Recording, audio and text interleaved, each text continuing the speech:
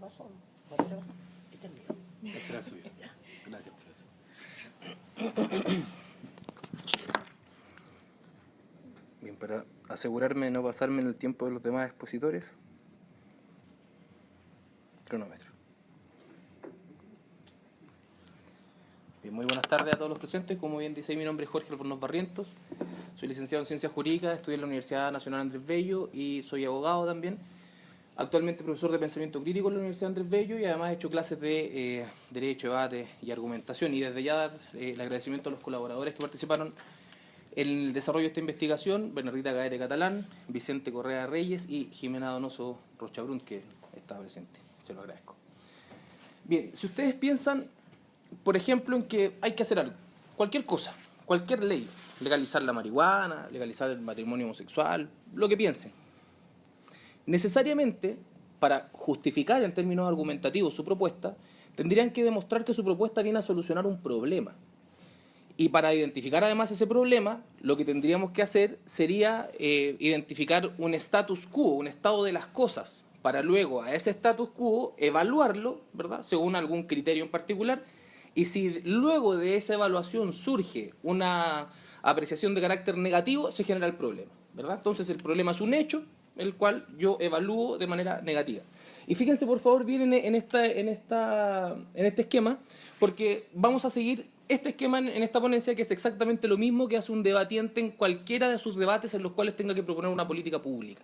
Tiene que en primer lugar identificar un status quo, como son las cosas, y no solo identificarlo, eventualmente defenderlo también, porque cuando yo salgo a debatir y digo las cosas son así, puede venir la contraparte y decirme no sabe que las cosas no son así. Si las cosas no son así, no se puede asignar un valor porque no son así las cosas, está hablando algo de mentira.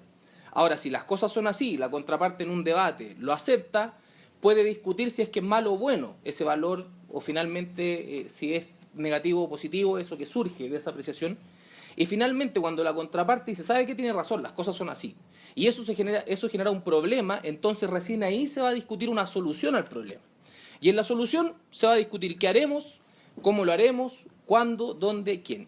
Y ahora vamos a utilizar esta estructura para plantearlo de la siguiente forma. Vamos a referirnos en primer lugar a un status quo respecto de la educación actual en nuestro país, por lo menos. En ese contexto voy a saltar algunas diapositivas porque los expositores anteriores fueron brillantes, mucho más brillantes de lo que yo puedo aspirar a ser. En segundo lugar, vamos a valorar este status quo respecto de la educación. De nuevo nos vamos a saltar un par de aspectos porque ya lo han mencionado. Y los criterios que vamos a utilizar va a ser el cambio de era que se ha generado en la actualidad y cómo necesitamos actualizar nuestros métodos, y respecto de ciertos principios de la educación del siglo XXI. Luego, en función de esos criterios, vamos a considerar que existe un problema y entonces vamos a proponer una solución que vamos a hacer, ¿verdad? ¿Qué haremos? Vamos a hacer debate, o vamos a proponer que se haga debate para formar pensamiento crítico, innovación y metacognición. ¿Cómo formaremos este pensamiento crítico, innovación y metacognición? A través de distintos argumentos, y entonces nos vamos a meter levemente en ciertas metodologías, o ciertas, mejor dicho, esquemas argumentales que nos van a permitir identificar qué premisas son plausibles, cuál es una correcta ley de paso que nos va a servir, y finalmente identificar tipos de tesis, que van a ver que ya está acá. Luego, respecto de esa solución que ya sabremos qué haremos y cómo, el cuándo, el dónde y el quién, lo van a decir ustedes finalmente, porque se darán cuenta que los materiales para aplicarla finalmente ya está, y esto, desde ya se lo adelanto, se puede aplicar en cualquier entidad educativa. Además, vamos a tratar de irlo relacionando permanentemente con la formación del abogado para identificar cómo estos criterios nos sirven en el ámbito jurídico. Respecto del status quo, como les decía, voy a saltarme brevemente acá. No agradecía a los profesores por haberme invitado, se los agradezco muchísimo, ya que ahora se darán cuenta que no solamente porque me gusta hablar de este tipo de temas, sino que porque además encuentro un público que está dispuesto a mirarse y criticarse, ¿verdad? Los abogados en general nos amamos tanto que nos cuesta un poco criticarnos. Ahora, ¿verdad? Como estamos todos en eso, me siento muy feliz. Bien, respecto de eso y de status quo, hay que referirse necesariamente al conductismo y sus ejemplos y sus efectos, ¿verdad? Estímulos, ¿verdad? Teoría del conductismo, psicológica, psicopedagogía, se aplica a los alumnos. Si nosotros generamos ciertos estímulos, estos alumnos van a aprender determinadas cosas, ¿verdad? Y van a ser, nosotros lo vamos a poder observar. En ese conocimiento, el conductismo genera conocimiento memorístico, de repetir, y hasta aquí nos vamos a saltar, como les decía, porque ya lo han mencionado hasta el cansancio. Solamente algunos ejemplos. El mercurio legal en el año 2012, en resumen, consulta 7 de los estudios jurídicos más prestigiosos de Chile respecto de los principales problemas, ¿verdad? Y estos estudios identifican 2 grupos de habilidades. Habilidades blandas y de liderazgo, eso es uno de los problemas, falta de eso, y razonamiento crítico y argumentación jurídica, y destacan la relevancia de entender y no solo memorizar. Pero eso no es tanto porque en el año 2016, creo, la señorita Marcela González, o señora eventualmente, abogada jefe de la CAF de Santiago, señala, es enfática al criticar que faltan conocimientos básicos, problemas de oratoria, poca capacidad de análisis, que se trata de sujetos mecánicos y que prácticamente nula capacidad crítica. De hecho, dicen, aportan re poco los postulantes que llegan. El profesor Milton Juica, ¿verdad?, mientras era presidente de la Corte Suprema, señala que lo mismo, abogados sin oratoria no pueden sostener un discurso coherente, lo que es pésimo, ¿verdad?, si hablamos de abogados, incapaces al momento de escribir, y que todo esto lo hace incapaces de entender una terminología jurídica. Y esto se desarrolla en un artículo de investigación de la profesora Gabriela Pizarro, que ustedes podrán ver, que ahí dice en el título: Juicio a las escuelas de Derecho, las alarmantes falencias de los nuevos abogados, lapidario y diagnóstico de la Corte Suprema, Academia Judicial y CAJ. Bueno, eso ya a estas alturas, ¿verdad?, no nos va a producir sorpresa a nadie, así que vamos a ir siguiendo. La pregunta es, ¿cómo valoramos este status quo? ¿Lo valoramos de manera positiva? Porque si lo valoramos de manera positiva no hay ningún problema. Y si no hay ningún problema, entonces no tendríamos que hacer prácticamente nada, ¿verdad? Porque, salvo que sea para mejorar, donde de todas formas existiría un problema por un delta de déficit, ¿verdad?, perderíamos el tiempo finalmente y recursos. Respecto de asignarle un valor negativo, parece que se trata de un problema evidente. Y ahora vamos a señalar los criterios según los cuales vamos a demostrar que se trata de un problema evidente, aunque reitero, si nosotros estuviéramos en un debate probablemente ninguno de ustedes discutiría que existe un problema, ¿verdad? Está esto más que identificado. Y respecto de estos criterios vamos a mencionar el cambio de era y la educación del siglo XXI, que también lo adelantaron ya otros expositores, ¿verdad? La inteligencia evoluciona, Jean Piaget, al menos fines del siglo XIX, principios del XX, comienza a darse cuenta que la inteligencia ya no es algo con lo que uno nace y muere, sino que es una estructura de razonamiento que a través del quiebre de ciertos esquemas que se pueden asimilar nuevos conocimientos, la inteligencia puede cambiar. Por tanto, la inteligencia evoluciona, ¿verdad? Y entonces es relevante entender eso para no calificar desde ya a los alumnos como el tonto o el loco o el que no sabe nada. Luego, ¿verdad?, es relevante aprender haciendo, el conocimiento debe ser significativo, dice Oswald, ¿verdad? Luego se dan cuenta que en realidad es fundamental la relación alumno-profesor, pero también el alumno-contexto, ¿verdad? Vygotsky señala que finalmente este aprendizaje se genera permanentemente y en ese contexto va a ser muy importante mi contexto, y hay otros profesores también agregados, familia, amigos, etc. Respecto del aprender haciendo, y aquí voy a mencionar brevemente algo que dijo un profesor anteriormente respecto de la motivación. A mí me parece que sí es muy importante la motivación, tampoco me interesa convertirme en un payaso, pero ya si ustedes buscan por ahí el proyecto Cero, por ejemplo, Perkins y otro profesor del cual expusieron recién señalan la importancia de la motivación, porque es esa motivación lo que hace que el alumno se dirija finalmente a deconstruir sus esquemas y aprender.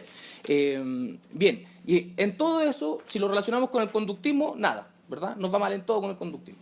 Bien, y el segundo criterio será la educación del siglo XXI, y en este caso me voy a referir al pensamiento crítico, innovación y metacognición. Respecto del pensamiento crítico podríamos utilizar muchas definiciones, una que me gusta, una contextual en general, la utilizo con mis alumnos relacionando el pensamiento crítico con la capacidad de identificar ciertos paradigmas de base para ciertos conocimientos. Thomas Kuhn habla de los paradigmas. Luego, de identificar estos paradigmas de base, es decir, mirar cómo pienso e identificar por qué pienso como pienso, ¿verdad? Luego cuestionarlos, estos paradigmas de base, y luego la capacidad de proponer cambio a estos paradigmas de base. Se relaciona mucho con la innovación. Y respecto de la metacognición solo diremos que una definición bastante breve, que la metacognición va más allá del conocimiento memorístico, porque se refiere a analizar la forma en la cual yo pienso, la forma en la cual yo aprendo, y en la medida que yo analizo la forma en la cual aprendo, y si me doy cuenta de que tengo ciertos errores estructurales, probablemente la mejore, ¿verdad?, sobre todo si hay motivación para poder avanzar.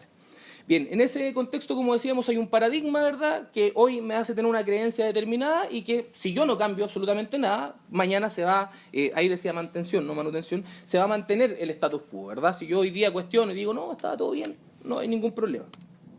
Distinto es si yo aplico pensamiento crítico, ¿verdad? Y cuando dice PC no dice Partido Comunista, sino pensamiento crítico. Y yo con ese pensamiento crítico identifico este paradigma, lo cuestiono, lo deconstruyo y eventualmente me doy cuenta de que es un paradigma que hoy en día yo no comparto, ¿verdad? Si yo genero ese cambio, entonces probablemente hoy comience a cuestionar mis creencias y probablemente entonces modifique mis creencias. Y ahí entonces, en función del pensamiento crítico que aplico este paradigma, se genera innovación. Y ahí nos estamos refiriendo a dos de los tres pilares estructurales de la educación del siglo XXI. Luego, la metacognición, ¿verdad? Cómo yo pienso, cómo aprendo, cómo analizo aquello que analizo y cuáles son los errores y virtudes. Y en este caso, nosotros vamos a demostrar, o intentaré demostrar que a través del debate, por ejemplo, se manejan todas estas habilidades y a través de la metacognición. ¿Por qué? Si yo no tengo una estructura correcta de pensamiento, o al menos coherente, no voy a poder pasar del pensamiento crítico a la innovación, ¿verdad? Mientras menor capacidad de abstracción, menos puedo proyectar consecuencias, menos puedo analizar el pasado en términos generales, menos puedo concluir. Y entonces voy a necesitar necesariamente esta estructura metacognitiva para poder pasar correctamente de pensamiento crítico, de construir un paradigma, a la innovación. Bien, y entonces hasta aquí vamos con el problema. Habíamos identificado el status quo, conductismo, luego habíamos aplicado una carga valorativa negativa, al menos en función de esos criterios considero que es negativo, ¿verdad? Seguir enseñando a los niños como si o a los estudiantes en general como si fueran animalitos, ¿verdad? Las cuales voy a golpear o generar ciertos estímulos para que produzcan determinadas consecuencias. Y entonces decíamos que la solución que vamos a proponer, ya la adelantábamos, es vamos a decir qué vamos a hacer, cómo lo vamos a hacer, cuándo, dónde y quién lo va a hacer. Respecto del qué, la solución es simple. Sociedades de debate, por ejemplo, cuando ahí dice SCD, eso es una sociedad de debate, o utilizar el debate como metodología activa de aprendizaje, ¿verdad? Para pasar contenido directamente, o tal vez el debate como una estructura de evaluación. Si alguien necesita por ahí una rúbrica, me puede comentar y yo se la paso. A través de desarrollos de proyectos, a través del debate, porque si yo enseño esta estructura a los estudiantes van a poder plantear un proyecto para mejorar algo, y si, por ejemplo, su proyecto se lo pasan a su compañero de al lado que estudió lo mismo, su compañero podrá deconstruir lo que dijo el estudiante, ¿verdad? Porque en una exposición yo me paro, digo las cosas y me voy, pero en un debate no basta. Yo me paro, luego me contradicen, cuando me contradicen deconstruyen mi razonamiento y ahí yo tengo que esforzarme por poder reconstruir ese razonamiento. Y en ese contexto, ¿verdad? Lo que hace el debate es acostumbrarnos necesariamente a eso. Y si lo aplicamos a un desarrollo de proyectos, al menos al final del proyecto va a estar tremendamente refutado el proyecto, pero también tremendamente reconstruido. Y en ese contexto nos va a permitir para trabajar con los alumnos habilidades de investigación, y después vamos a ver otras. Y finalmente, enseñarle a alumnos a profesores. Esto, si ustedes buscan, yo mismo tengo publicado por ahí un par de sociedades de debate o unos programas de sociedades de debate en Creative Commons. Así que, iban 2,5, profesor, pero bueno. Bueno, gracias, profesor. Bien, y en ese contexto, ¿verdad? Si quieren, pueden buscarlo. Bien, entonces, sabemos qué vamos a hacer, pasamos al cómo, ¿verdad? Y a través de dos estructuras, principalmente dos metodologías. Una relacionada con la teoría, que tiene que ver con teoría de la argumentación, donde analizamos ciertos aspectos de las premisas plausibles, tipos de tesis, razón de identidad. No decía razón de identidad ahí, sino que era ley de paso, después lo vamos a ver. Y además el entrenamiento, porque es fundamental esta teoría, sobre todo si es de argumentación tan densa, aplicarla de inmediato para efectos de poder hacerla significativa. Y ahí está la educación por la emoción. Créanme que hay pocas cosas más emocionantes que pararse en una final de un torneo de debate, ¿verdad? Y que lo que uno dice y lo que aprende no se olvida nunca más, precisamente porque aprende a través de la emoción. Y entonces en estos entrenamientos aplican o se aprenden algunos trucos y finalmente que van orientados a aumentar la habilidad. Después vamos a ver en qué sentido también. Bien, y entonces respecto a cómo aplicado a la teoría, lo primero que tenemos que hacer es identificar premisas plausibles. Si ustedes ven ahí, dice premisa 1, premisa 2, conclusión, y esa es la estructura básica de cualquier argumento, ¿verdad? Yo tengo que tener a lo menos dos datos, incluso cuando hay un entimema tengo un dato, los que hayan estudiado argumentación por ahí lo van a saber. Lo que pasa es que ese dato yo ya me lo sé, pero necesito a lo menos dos datos para poder relacionarlos. Si no los relaciono, una verdad es solo igual a sí misma, no obtengo una conclusión, ¿verdad? Y en ese contexto es necesario identificar qué premisas me sirven para efectos de concluir. Aplicando este ejemplo, ¿verdad? Premisa 1, el que mate será sancionado. Premisa 2, Pedro mató a Juan. Conclusión, Pedro será sancionado. Bien, y para identificar esas premisas, se puede tratar de premisas novedosas que yo nunca haya escuchado, pero que tienen una fundamentación tal que me convence, o premisas que tal vez hayan estado protegidas por algún criterio de autoridad. Varios tipos de criterios de autoridad, no solamente el profesor, sino que eventualmente el saber popular, lo que yo ya sabía, etcétera. Aquí entonces el alumno se empieza a dar cuenta de que no cualquier información es relevante, no cualquier información es aceptable y comienza a cuestionar. Y si eso es en el ámbito de un debate, más aún.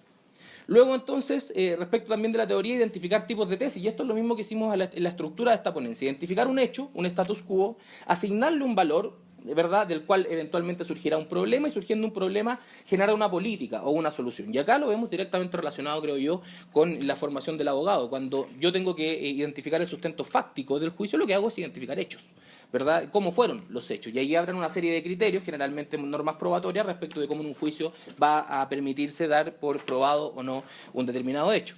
Luego, respecto de este valor, ¿verdad?, será precisamente la ley, pues. Si hay un hecho que se generó, pero no hay nada de ley que lo prohíba, entonces no hay ningún problema, no hay nada que hacer. Si en cambio se vulneró una ley, entonces se genera un problema y va a haber que dar lugar a una medida, ¿verdad?, que los persecutores penales conocerán mejor que yo. Bien, y finalmente, acá también podemos tener una estructura con este tipo de proyecto que mencionábamos para orientar al estudiante para que vaya acostumbrándose a la propuesta legislativa, ¿verdad? Porque si identifica hechos y se da cuenta que según ciertos valores, como por ejemplo derechos fundamentales, se generan problemas, entonces podrá generar soluciones que sean legales. Aquí mencionar un poco lo que ya mencionaban otros profesores. Si nosotros, ahí yo hice una mezcla de taxonomías, ¿verdad?, de Bloom y Marzano, pero no tiene rigor científico alguno, solamente las ordené de esa forma. Si nosotros nos damos cuenta cómo aprende una persona percibe, luego memoriza, luego repite. Hasta ahí, conductismo, el que mejor repita tiene un 7, el mejor alumno, de la universidad, del colegio, del doctorado, de donde sea, el mejor alumno, ¿verdad? Pero luego recién de ahí viene la capacidad de analizar o separar las estructuras del conocimiento, luego comprender cómo funciona esa estructura de conocimiento que yo ya analicé y deconstruí y separé, ¿verdad?, para luego poder explicarla y entender cómo funciona. Cuando sé cómo funciona, la puedo aplicar, ¿verdad?, y ahí solucionando ciertos problemas, luego recién puedo cuestionar y resolver. Recién ahí llega el pensamiento crítico en estricto rigor.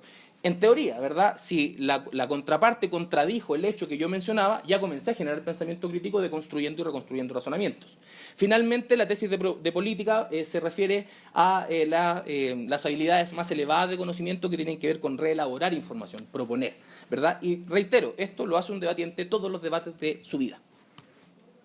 Bien, respecto de la ley de paso, yo no me basta tener dos premisas, sino que debo saber que se relacionan. Y ahí puedo utilizar, por ejemplo, razonamientos inductivos, deductivos o por analogía, en los cuales no vamos a ahondar más, ¿verdad? Y si yo identifico que hay problemas con la generación de premisas o identificación de premisas plausibles o en la aplicación del razonamiento, entonces se generan falacias, ¿verdad? Y un problema del razonamiento inductivo, por ejemplo, la generalización apresurada. No porque usted haya visto 1, 2 o 3 casos se va a generar una regla general. O deductivo, una norma general o universal como la aplica un caso particular, ¿verdad? Podría haber alguien que diga, ¿sabe qué? Hay una generación ilimitada, que en el fondo tiene que ver con no reconocer la probabilidad o creer que porque algo fue así o generalmente es así, va a ser siempre así, ¿verdad? Y en la analogía, ciertas falacias relacionadas con falsas analogías. Respecto ahora ya no del cómo como teoría, sino que como entrenamiento, analizar ciertos formatos. Parlamentario británico privilegia principalmente la rapidez mental y la creatividad. Karl Popper privilegia principalmente el intercambio de diálogo, por tanto uno tiene que ser hábil para identificar los puntos de silencio de la contraparte, poder intervenir, etc. Y finalmente el debate académico que privilegia la información, y ahí entonces está la tesis de hecho en general. Bien, y entonces si hacemos un resumen, decíamos que respecto de esta estructura la solución va a ser utilizar debate, ¿verdad? Ya hemos demostrado qué es lo que hacen los estudiantes. La metacognición se trabaja fundamentalmente porque está en la base identificar los razonamientos que yo utilizo, identificar las reglas de corrección de ese razonamiento e identificar también los errores del razonamiento, tanto propio como de la contraparte. Eso es metacognición. Si nosotros comenzamos a pensar ahora respecto de cómo pensamos, nos vamos a dar cuenta que hay estructuras que son en general universales, dicen algunos, yo no lo creo. Bien, y entonces, para hacer un resumen, antes de un status quo, que más una valoración negativa se generaba un problema, proponíamos una solución. ¿Qué vamos a hacer? Utilizar el debate. ¿Cómo lo vamos a hacer? Con teoría y entrenamiento que ya mencionábamos. ¿Cuándo lo vamos a hacer? Cuando ustedes quieran. El material está. ¿Dónde? ¿Quién? El que quiera. Donde quiera. En cualquier entidad educativa y particularmente en una escuela de derecho resulta fundamental por todo lo que ya hemos mencionado. Y entonces, respecto a las proyecciones y desafíos de esta estructura, en el medio minuto que me queda, generar un debate como política educacional transversal sería tremendamente provechoso, considero yo. Sin perjuicio existe la necesidad de medición de resultados al respecto, porque hasta el momento, si bien en Latinoamérica muchas personas conocemos las virtudes de esta metodología, las practicamos, aprendemos generalmente, todavía no se ha medido con seriedad o a gran escala. Y finalmente la necesidad de capacitación de profesores a gran escala, porque aquellos que vienen del conductismo uno les presenta esta estructura y se mueren, ¿verdad? Gracias. 20 minutos.